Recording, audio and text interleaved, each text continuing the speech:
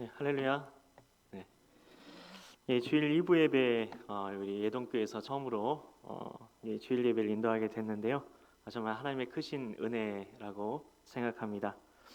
그래서 추수감사주의 그 감사에 대한 말씀을 전해야 될 텐데 부족하지만 어떤 말씀을 전하는 것이 하나님의 뜻일까 고민하면서 기도했습니다. 그랬더니 성경에 나온 첫 번째 감사에 대해서 나눠야 되겠다 그런 마음이 들어서 성경에 나오는 첫 번째 감사를 찾아봤는데요. 성경에 나오는 첫 번째 감사는 성경에 어디에서 그 말씀이 나올까요? 레위기 그렇습니다. 어디 보기도 이렇게 잘 안 드렸는데 역시 대단하십니다. 레위기 7장 오늘 본문에 나오는데요. 오늘 본문에는 성경 최초로 감사에 대한 말씀이 나오는데 본문이 레위기이죠. 이 레위기다 보니까 이게 성경 인물에 대한 이야기도 없고 해서 설교하는 게 쉬운 게 아니다. 다시 한번 느꼈습니다. 근데 목사님께서 얼마 전까지 레위기로 설교를 하셨잖아요. 정말 그 말씀의 깊이가 얼마나 있으신지 알 수 있었는데요. 성경 최초의 이 감사는 보니까 화목제랑 관련이 있더라고요. 이 화목제는 히브리 말로 쉐렘입니다. 쉐렘. 그 뜻은 보답인데요. 쉐보레란 차 아시죠? 쉐보레. 쉐렘 보답. 예, 그렇다고 이게 화목제 하시면 쉐보레 자동차 이렇게 생각하시는 분은 저희 교회는 안 계실 거라 알겠습니다. 저기 큰 길가에 있는 모모교회, 네, 거긴 그런 분들이 있다는 소문이 있더라고요. 예, 화목제 히브리 말로 뭐라고 했다고요? 쉐렘 보답. 이 쉐렘은 보답이라는 뜻이라고 했는데요. 보답이라는 말은 뭔가 내게 해준 것에 대해서 이렇게 갚는다는 뜻이 있잖아요. 그래서 사전에도 찾아보면 호의나 은혜를 갚음 이렇게 되어 있습니다. 그래서 이 화목제는 뭐 이 나라의 경축일이나 이 오순절의 밀추수에 감사하면서 이렇게 하기도 했고, 그리고 제사장의 성별식에서 이렇게 드려진 것이 바로 화목제라고 합니다. 화목제는 그렇기 때문에 화목하게 하기 위해서 드린 제사가 아니었다, 그걸 아셔야 합니다. 이스라엘에는 5대 제사가 있는데요. 번제, 소제, 화목제, 속죄제, 속건제. 이제 좀 이름이 좀 생소해요. 외우기가 쉽지 않아요. 이 번제는 모든 걸 다 태워드리는 제사였는데요. 그래서 이게 번소화 속죄건 이렇게 기억하시면 됩니다. 번소화 속죄건 5번 맞을 따라하시면 외워질 겁니다. 근데 너무 기니까 지금 시간이 얼마 안 남았어요. 벌써. 그래서 오늘 성찬식도 있잖아요. 그래서 3번만 따라하시겠습니다. 번소화 속죄건. 자, 번소화 속죄건, 번제, 소제, 화목제, 속죄제, 속건제 이제 어느 정도 외워주실 겁니다. 오늘은 이 화목제와 다른 4개의 이런 제사와의 비교를 통해서 화목제를 통해 우리에게 주시는 감사의 의미를 좀 찾아보고자 합니다. 먼저 번제와 화목제인데요. 이 번제와 화목제 모두 이게 태워드리는 제사입니다. 그런데 번제는 모든 걸 다 태워드렸어요. 그런데 화목제는 콩팥하고 기름만 태워서 드렸습니다. 그리고 이 번제는 죄를 지은 경우 이에 대한 심판을 거둬달라고 이게 드리는 경우도 있었고, 죄와 상관없이 드리는 경우도 있었는데요. 화목제는 그런 것과 상관없이 감사와 보답의 의미로 드렸던 것입니다. 번제에는 상번제라는 게 있습니다. 매일 드리는 번제라고 해서 일상적인 뭐 한자적으로 해서 상번제라고 했는데요. 매일 제물이 통째로 드려져서 하나님께 이렇게 바쳐져야 했습니다. 이런 번제가 없이 하나님께 대한 화목제가 드려질 수는 없다는 것입니다. 그럼 어떠한 것이 우리 삶의 번제가 될 수 있을까요? 매일 드리는 제사. 제사를 막 예배라고 본다면 매일 드리는 예배가 무엇이 있겠습니까? 새벽 기도회. 좀 부담스러우시죠? 새벽 기도회가 될 것입니다. 요즘 우리는 코로나 때문에 비대면 예배를 거리두기 단계에 따라서 드리기도 하잖아요. 예배를 꼭 교회 와서 함께 모여가지고 드려야 된다. 뭐 그렇게 하지 않아도 된다. 뭐 그런 이야기들이 뭐 나름의 근거를 가지고 목사님들이 이야기를 하시기도 합니다. 그렇기 때문에 어느 게 맞다 이렇게 말씀을 드릴 수 있는 문제는 아닌 것 같습니다. 그런데 본질적인 것은 예배는 교회에서 드리는 거죠. 물론 삶의 예배 너무 중요합니다. 그러나 이스라엘 나라에 있어서 문제가 되었던 산당에 대한 이야기를 좀 하지 않을 수가 없을 것 같습니다. 열왕기서, 역대기서에 보시면 계속해서 하나님께서 말씀하신 게 무엇이었습니까? 산당만은 제하지 아니하였다. 산당만은 제하지 아니하였다. 이것이었습니다. 예전에 제가 더 좋아하던 음료 중에 2%라는 게 있었는데요. 아직도 뭐 파는 것 같던데요. 99년 7월에 나온 음료수입니다. 제가 99학번이거든요. 네. 그래서 이게 제 나이를 그런 생각하시면 안 되고요. 계산하시면 안 되고요. 제가 대학교를 다니면서 자판기에서 늘 뽑아 마셨던 음료수가 2%였습니다. 하나님 보시기에 하나님의 백성인 이스라엘이 2% 부족했던 것이죠. 왜요? 산당 때문이었습니다. 그러면 산당이 왜 문제였을까요? 산당의 시작을 보면 그 문제의 원인을 알 수가 있는데요. 이 산당에 대해서 맨 처음 나오는 것은 레위기 26장 30절입니다. 하나님께서는 레위기 26장에서 이스라엘 백성들이 하나님의 말씀에 순종하면 주신 축복, 불순종하면 내리실 하나님의 진노에 대해서 기록을 해 놓으셨는데요. 불순종할 때 임한 하나님의 저주에 대한 그 말씀에서 산당에 대해 맨 처음 나오고 있는 것입니다. 여기서 산당은 우상 숭배랑 같이 나오고 있어서 산당이 앞으로 우상을 숭배할 장소가 될 것이라는 걸 알 수가 있습니다. 왜냐하면 레위기는 아직 가나안 땅에 들어가기 전에 쓰여진 거잖아요. 산당은 이스라엘 백성들이 들어갈 이 가나안 땅에서 장차 우상을 섬기는 예배 처소로 되게 될 곳이었습니다. 하나님께서는 이 민수기에서 이 모세를 통해 가나안 땅에 들어가면 반드시 해야 될 일이 있는데 그 중에 하나가 뭐라고 했을까요?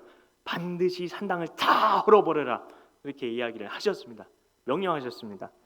그런데 그렇게 했을까요? 안 했을까요? 안 했습니다.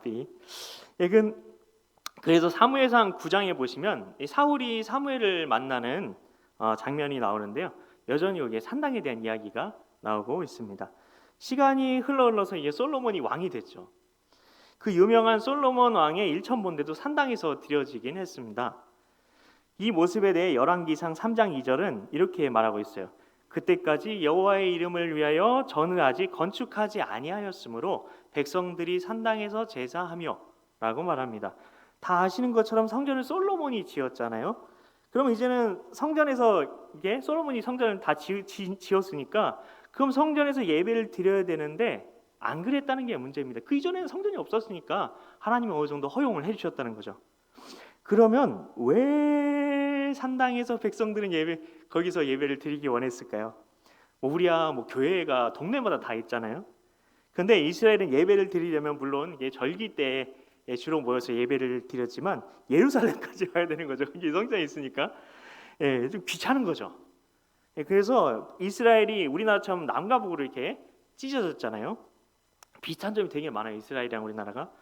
그때 북쪽에서는 아예 산당을 만들어서 예루살렘으로 예배드리러 갈 거 없다 하고 제사장도 아닌 백성 중에서 아무나 택해가지고 산당 제사장을 시키고 그랬다는 겁니다. 그곳에서는 하나님께서 그래서 말씀하신 대로 제사도 드릴 수가 없었어요. 제사장도 마음대로 정하고 장소도 마음대로 정해가지고 했으니까요. 하나님의 말씀대로 그래서 제사를 드릴 수가 없었어요. 그곳에서는. 그래도 편해서 백성들이 원하니까 또한 여러 가지 정치적인 의도로 이 산당을 내버려 둔 겁니다. 어쩌면 여기서 우리의 모습이 보이지 않나요? 비대면 예배 물론 어쩔 수 없이 드릴 수도 있었을 겁니다. 그런데 이제 모여서 마스크 쓰고 예배해도 된다고 방역 당국도 말하고 있습니다. 그런데 편하다고 집에서 온라인으로 예배 드려도 예배 아니냐며 삶의 예배도 중요하지 않느냐고 한다면 성전이 완성되었는데도 산당에서 편의적으로 예배를 드리려고 했던 이스라엘의 모습이 자꾸 떠오르는 것은 저만의 생각일까요? 이 상번제에 대해서 말씀을 드리면서 저는 혼자 드린 삶의 예배도 중요하지만 교회에서 매일 기름 부으신 목사님을 통해 새벽마다 인도되는 새벽 예배의 자리에 나오는 게 하나님께 드려야 될 매일의 번제다, 이렇게 말씀을 드리는 겁니다. 조금 부담을 드리는 겁니다. 나는 매일 이미 드려지고 있어요. 매일의 상번제가 교회에서 예배당에서 드려지고 있어요. 성전에서 드려지고 있어요. 근데 새벽 예배에 대해서 나와 얼마나 상관이 있다고 생각을 했는지 돌아보시면 좋겠습니다. 이런 매일의 번제가 있어야 우리가 주일마다 드리는 화목제, 원래 주일 예배는 부활에 대한 감사로 하나님께 올려드리는 감사의 제사, 감사의 예배가 원래 주일 예배거든요. 어떻게 보면 화목제의 의미가 가장 들어있는 게 주일 예배라고 할 수 있습니다. 이 매일의 번제가 있어야 우리가 주일마다 드리는 화목제가 의미가 있다는 것입니다. 두 번째는 소제와 화목제인데요. 소제는 곡식으로 드리는 제사를 말합니다. 잘 아시는 것처럼 다른 점은 화목제는 이게 동물을 죽여서 드리는 희생 제사지만 소제는 곡식으로만 드렸다 이렇게 말씀을 드릴 수 있는데요. 근데 비슷한 점이 있어요. 뭐냐면 감사해서 자발적으로 드리는 제사였다는 겁니다. 소제나 화목제나. 그래서 그런지 화목제와 소제는 함께 드리기도 했습니다. 곡식으로 드린 제사로 해서 근데 아무 곡식으로나 제사를 드릴 수 있는 것은 아니었습니다. 누룩이나 꿀로 드리는 것은 금지되어 있는데요. 왜냐하면 누룩은 부패를, 그래서 이게 무교절에는 누룩을 안 넣었잖아요. 그리고 꿀은 유혹을 뜻하기 때문에 이 누룩하고 꿀을 제물로 드릴 수 없었다고 합니다. 그러나 반드시 사용해야 하는 것도 있었는데 바로 소금입니다. 소금은 불변함을 뜻하는 것이었습니다. 그래서 소금을 치는 것을 언약의 소금이라고 해서 소금이 소제에 반드시 들어가야만 했습니다. 소제는 이게 농사지어서 얻은 결실로 하나님께 드리는 제사였다는 점에서 우리는 농부였던 가인을 떠올리게 됩니다. 그리고 가인이 드렸던 제물을 떠올리게 되는데요. 분명 가인이 드렸던 제물도 하나님께서 받으시는 소제물 중에 하나였다 이렇게 말씀을 드릴 수 있겠죠. 그러나 동물을 희생해서 드린 희생 제사가 반드시 예배에 필요했다는 거죠. 희생 제사는 하나님의 아들 예수님께서 십자가에서 우리 대신 속죄 양이 되신 것을 말합니다. 예수님의 희생 없이 그 어느 누구도 죄 사함을 받을 수 없다는 것입니다. 그런데 이것만으로는 충분하지 않다는 것입니다. 소제는 인간의 노력 행위를 가리킵니다. 예수님의 십자가로 다 된 건데 이런 얘기를 하나? 그것이 있을 수 있는데요. 잘 한번 들어주시기 바랍니다. 구원을 받은 우리에게 행위가 중요하다는 것입니다. 이 행위는 하나님께 구원을 받은 자로서 하나님께 대한 감사로 드리는 합당한 삶을 말하는 것이지, 우리의 행위가 예수님께서 이루신 복음사에게 숟가락 하나라도 얹을 수 있다는 것을 말씀드리는 게 아닙니다. 그건 행위 구원이죠. 이단입니다. 구원은 오직 예수님께서 십자가에서 우리 죄를 대신 지시고 죽으심으로 완성되었습니다. 내가 그 어떤 신앙 행위를 하고 어떤 착한 일을 하고 심지어 내 목숨을 다른 사람을 위해 내어주는 위대한 일을 한다 할지라도 예수님의 십자가 사건이 없다면, 이것과 나가 아무 상관이 없다면 어느 누구도 구원을 받을 수 없습니다. 우리의 구원에 있어서 예수님의 희생은 절대적입니다. 그러나 구원을 받았다면 구원받은 자로서 하나님의 은혜에 합당한 삶을 살아야 한다는 것이죠. 우리가 구원받은 자로서 합당한 삶으로 하나님께 영광을 올려드리는 것이 바로 우리가 하나님께 드리는 소제라는 것입니다. 우리는 구원받은 자로서 합당한 행위로 하나님께 영광을 돌려드리면서 오늘 이 추수감사 주일 예배를 맞이했는지 돌아보시기 바랍니다. 세 번째로 속죄제와 화목제입니다. 속죄제는 죄를 용서받기 위해 드리는 제사를 말합니다. 속죄제는 집단적으로도 드리기도 했고요, 아니면 개인적으로 드리기도 했습니다. 집단적으로는 월삭 예배 드리는 것처럼 월삭, 그리고 속죄일 제사장의 위임식 때 드렸는데요. 그리고 개인적으로는 개인이 범죄했을 때 그 신분에 따라서 이렇게 차등 있게 제물을 드렸습니다. 부유한 사람은 숫송아지를 잡아서 이렇게 드리기도 했고요. 그런데 가장 가난한 사람은 속죄제니까 희생 제물을 드렸어야 될 것 같아요. 짐승을 드렸어야 될 것 같은데, 가장 가난한 사람은 고운 가루, 소제와 같이 고운 가루 에바 10분의 1을 드리겠어요. 에바가 뭐야? 그렇게 생각하실 수 있는데요. 한 에바가 22리터예요. 그렇기 때문에 10분의 1 에바는 2.2리터입니다. 그래서 10분의 1 에바는 하루 정도의 식량이었다고 하는데요. 정말 가난한 사람은 이 자리에 계신 우리 어르신들은 예전에 보릿고개도 겪으시고 정말 흰쌀밥에 고깃국 먹는 게 소원이었던 그런 시절을 겪으셨다고 할아버지 할머니께 들으면서 자랐습니다. 그럼 저희 할아버지 할머니 모시고 살았거든요. 돌아가실 때까지. 이스라엘 백성들 중에 이런 어려운 사람들이 있었을 겁니다. 반드시. 그러니까 이렇게 기록해놨겠죠. 그들은 자기들도 못 먹는 고기를 속죄제물로 드릴 여력이 없었던 거죠. 하나님께서는 희생제사를 드려서 그 피로 죄를 씻어주셨지만 가난한 사람들에 대해서는 피 흘림 없이도 용서받는 길을 열어주셨다는 것입니다. 그래서 예수님께서는 자신을 생명의 고기라고 하지 않으시고 생명의 떡이라고 하시면서 나를 먹으라 이렇게 하신 것이 아닌가 싶기도 합니다. 왜 반드시 희생제사가 필요했던 이 속죄제사에 희생제사를 드릴 여력이 없는 사람들의 이야기가 기록되어 있는 것일까요? 하나님께서는 이사야서 55장 1절에 보시면 너희 목마른 자들아 물러오라 돈 없는 자도 오라 너희는 와서 내게 사 먹되 돈 없이 값 없이 와서 포도주와 젖을 사라 이렇게 말하고 있습니다. 돈 없이 값 없이 그렇게 사라고 얘기를 합니다. 돈 없이 값 없이 오라는 하나님의 말씀은 은혜의 복음의 잔치상으로 오라 하시는 하나님의 초대인 것이죠. 바울은 사도행전 그래서 20장 24절에 에베소 교회 장로님들에게 마지막으로 작별을 하면서 이제 그 이후에 바울이 이렇게 감옥에 갇히고 막 그런 힘든 일들을 겪게 되잖아요.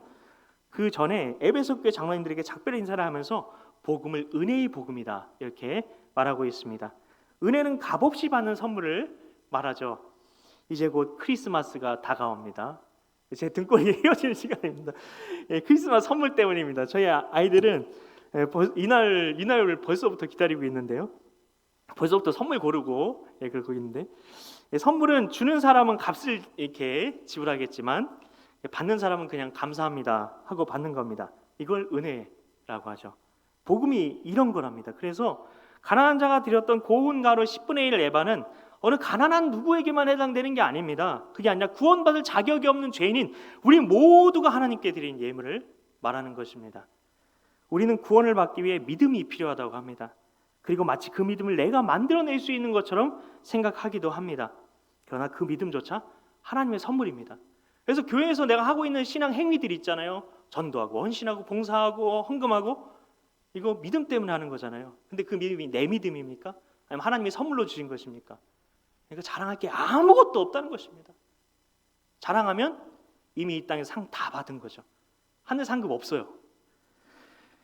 그래서 하나님을 찾는 것, 하나님을 찾고 찾으면 만나 주신다고 얘기하니까, 그러니까 찾고 찾는 게 우리의 노력이고 우리가 하나님께 대한 어떤 하나님의 그걸 은혜를 받을 만한 믿음을 받을 만한 뭔가 행위를 하는 뭔가 우리 남보다 더 나은 무언가를 우리가 하고 있는 것이라고 생각하지만 그렇다고 해서 내가 하나님을 찾는다고 해도 하나님께서 지금 내 때가 아니라고 안 주시면 믿음 가질 수 없습니다. 그만큼 구원을 위해서 우리가 할 수 있는 게 아무것도 없다는 것입니다. 예수님께서는 구원받기 위해 아무것도 할 수 없는 영적 파산자와 같은 우리 모두입니다. 우리 모두를 구원하시기 위해 하신 일이 있었습니다. 히브리서 13장은 예수님께서 영문 밖에서 고난을 받으셨다 말씀하셨는데요. 예수님께서는 예루살렘 성 밖으로 나가셔서 골고다 언덕에서 십자가에 못 박히셨습니다. 왜 굳이 영문 밖으로 나가셨을까? 생각해 보시지 않으셨습니까? 예수님께서 왜냐하면 속죄 제물이 되셨기 때문입니다. 속죄 제물은 모든 기름을 번제단에서 일단 다 불사릅니다. 그 다음 가죽을 포함한 모든 것, 나머지는 진 밖에서, 영문 밖에서 불살라야만 했습니다. 진 밖에서 불사른다는 것은 저주받아서 버려진다는 뜻이었습니다. 아주 쓸모없고 그냥 단순히 쓸모없는 게 아니라 저주받은 거, 저주받은 그런 어떤 것처럼 여김받아서 그냥 어떻게 보면은 배설물보다 못하게 여겨진 채로 밖에 내버려진 게 바로 이런 의미였습니다. 예수님께서는 갈라디아서 3장 13절에 우리 죄 때문에 친히 저주를 받은 바 되셨다고 합니다. 예수님께서 저주를 받으셨다는 것은 무엇을 말하는 것입니까? 우린 저주를 생각하면 무당이 인형에 침을 막 꽂아놓고 막 저주하는 말을 하는 걸 떠올리기도 합니다. 그런데 여기서 말하는 저주는 신명기 28장에 기록된 저주를 말하는 것입니다. 신명기 28장에는 순종, 축복, 불순종, 저주에 대한 말씀이 기록되어 있죠. 무엇의 순종, 무엇의 불순종입니까? 율법, 말씀입니다. 그런데 예수님은 요한복음 1장 1절에서 무엇이라고 말합니까? 태초에 말씀이 계시니라. 이 말씀이 하나님과 함께 계셨으니 이 말씀은 곧 하나님이시니라. 하나님의 아들 예수님께서 곧 말씀이십니다. 예수님께서 저주를 받으셨다는 것은 예수님께서 말씀에 불순종했다고 여김을 받았다는 것입니다. 예수님이 말씀이신데 말씀을 어겨요. 이것은 예수님은 존재 자체를 부정당하신 상상할 수도 없는 일을 십자가 고난을 통해 당하셨다는 것입니다. 더 이상 말씀으로의 가치가 없는 것처럼 여겨져서 예수님께서 산상수훈에 말씀하신 것처럼 맛을 잃은 소금처럼 되어 영문 밖에 버려 주셨다는 것입니다. 이 속죄 제사가 받아들여졌기 때문에 우리가 감사로 하나님께 화목 제물을 지금 이 시간 드릴 수 있다는 것입니다. 이런 속죄에 대한 감사가 내 안에 진짜 있느냐는 것입니다. 마지막으로 속건제와 화목제입니다. 속건제는 다른 교회 성도님들에게는 좀 생소할 수 있는 제사인데요, 우리 교회는 좋은 교회라서 목사님께서 이미 다 설명을 해주셨습니다. 우리 예동 교수님들은 잘 아시는 이 속건 제사는 이 속죄 제사와 한 글자만 달라서 굉장히 비슷해 보여요. 속죄, 속건 차이가 있습니다. 근데 속건제는 제가 되게 좋아하는 제사인데요, 저희 막내 아들이 건이기 때문에 속건제, 자꾸 건이가 떠올라가지고 되게 좋은 제사인데, 속건제는 죄를 용서받기 위해 드린다는 점에서 속죄제와 비슷합니다. 근데 차이점이 있어요. 이게 뭐냐면 속죄제가 레위기 4장에 보시면 그 범한 죄를 깨달으면 드리는 건데요, 속건제는 부지 중에 죄를 지어도 드려야 되는 제사였습니다. 속죄제에서는 제단에 의해서 죄가 속해졌는데요, 그래서 신개물을 죽여가지고 피를 거의 제단에 뿌렸어요. 그런데 속건제는 제단이 아니라 손해를 배상하는 게 중요했습니다. 이것이 중요한데요, 우리는 죄는 사람에게 관계 속에서 짓는 것이라고 생각합니다. 죄하면 뭐가 떠오른지 보시면 알 수가 있는데요, 죄하면 우리는 도둑질, 살인, 간통 등이 떠오르잖아요. 그래서 우리는 죄를 사람에게 짓는 것이라고 생각을 하는 겁니다. 그런데 이스라엘은 가령 사람에 대한 죄를 저질러도 모든 죄는 하나님을 아프시게 하는 것으로 생각을 했습니다. 그래서 이사야서 53장에 보시면 53장 10절입니다. 여기 보시면 여호와께서 그에게 상함을 받게 하시기를 원하사 질고를 당하게 하셨은즉 그의 영혼을 속건 제물로 드리게 이르면 그가 씨를 보게 될 것이요 라고 되어 있습니다. 이 말은 구원자로 오실 예수님에 대한 예언인데, 이 말씀이 어떤 제사가 나오죠? 속죄 제사가 나와야 될 것 같은데 속건 제사가 나옵니다. 이 말씀에 나오는 주의 종은 백성의 죄를 속하기 위해 그 자신을 들여서 속건 제물로 삼으셨다는 것입니다. 속건 제사는 모든 죄가 다, 제가 지은 모든 죄가 다 하나님께 저지른 겁니다. 심지어 부지 중에 저지른 이 죄도 하나님께 지은 죄이기에 하나님, 제가 용서받기 원합니다, 이렇게 고백했던 제사를 말하는 것입니다. 부지 중에 지은 죄를 용서받기 위해 제사를 드렸던 사람 혹시 기억나시나요? 욥기 1장 5절에 보시면 욥이 말하기를 혹시 내 아들이 죄를 범하여 마음으로 하나님을 욕되게 하였을까 하며 이렇게 되어 있는데요, 요거를 세번역 성경이라는 성경에 보시면 이것도 정통 성경입니다. 여기 보시면 부지 중에 아들 가운데 어느 하나라도 알지 못하는 사이에라도 하나님을 저주하고 죄를 지었을 수도 있다고 생각하여 잔치가 끝난 뒤에는 꼭 그렇게 하였다, 이렇게 되어 있습니다. 욥은 이런 마음의 태도를 가졌기 때문에 의인이라고 불렸습니다. 화목제사는 이런 욥의 제사와 같은 하나님께 향기로운 제사가 드려진 후에 드려질 수 있었던 제사였습니다. 우리는 하나님 앞에 정말 부지 중에 드렸던 죄까지 하나님 앞에 고백하는 이런 속건 제사와 같은 제사를 드렸던 욥과 같은 정말 아름다운 그런 예배자입니까? 이제 말씀을 마칠 텐데요, 오늘 서두에서 성경에 맨 처음 나오는 감사가 나오는 성경 어디라고 했는지 기억나시죠? 레위기. 그렇습니다. 거기에 화목제에 대해서 나오는데요, 화목제는 번소와 속건제, 그렇죠? 그래서 속죄제, 소제, 번제, 소제, 속건제, 속죄제가 있어야만 우리가 드릴 수 있는 제사였습니다. 이 네 가지 제사가 없이 드려지는 화목제는 있을 수가 없습니다. 이 네 가지 감사를 통해 하나님과 관계가 회복된 사람이 하나님께 드릴 수 있는 감사가 바로 화목제입니다. 오늘 우리가 추수감사절 하나님께 예배하기 위해 이 자리에 나왔습니다. 추수감사주일 우리는 하나님께 받은 은혜와 축복에 감사하기 위해 이 자리에 나온 것입니다. 이것은 받음에 대한 거죠. 그런데 이번 추수감사절은 드림에 대해서 좀 생각을 해봤으면 좋겠습니다. 이번 한 해 우리는 코로나로 인해 어쩔 수 없이 비대면 예배로 거의 대부분의 주일을 보내셨습니다. 그 가운데 나는 어떤 예배자였는지, 어떤 예배를 하나님께 드렸는지 한번 돌아봤으면 좋겠습니다. 그리고 이제 11월 29일 주일이 지나서 12월이 되면 교회력으로는 이미 한 해가 시작된 것입니다. 12월부터 2021년의 회기가 시작된다는 것이죠. 우리는 성탄절 송구영신이 2020년의 끝이라고 생각을 하지만 실제로는 추수감사주일이 한 해의 끝이라는 것입니다. 내년 2021년 추수감사절, 우리가 하나님께 화목제를 드리기 위해서, 하나님 받으시기 합당한 그 화목제를 드리기 위해서 나는 2021년을 어떤 예배자로 살아낼 것인가, 어떤 예배를 하나님께 드릴 것인가를 생각해 보시는 우리 모두 되었으면 좋겠습니다.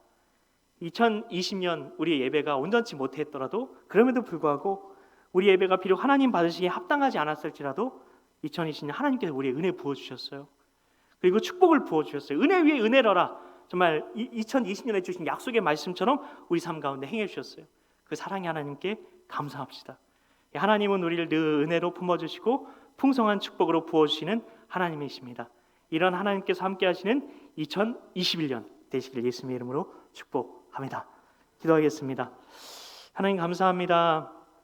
오늘 말씀을 통해서 정말 우리가 하나님께 드려야 할 정말 추수감사의 의미에 대해서 우리가 이미 알고 있었지만 다시 한번 우리가 돌아보는 시간을 가졌습니다. 하나님 아버지, 이번 추수감사절은 받음이 아니라 드림에 대해서 생각해보는 우리 모두가 되었으면 좋겠습니다. 2021년 내가 어떤 예배를 하나님께 드릴 것인지, 어떤 예배를 하나님께 드리는 예배자로 살아낼 것인지 그것을 우리가 생각하며 2021년 온전한 예배로 하나님께 정말 받으시 합당한 예배를 영광 올려드리는 예배자로 살아갈 수 있도록 하나님 우리와 함께하여 주시옵소서. 믿고 감사드리며 예수님의 이름으로 기도하옵나이다. 아멘.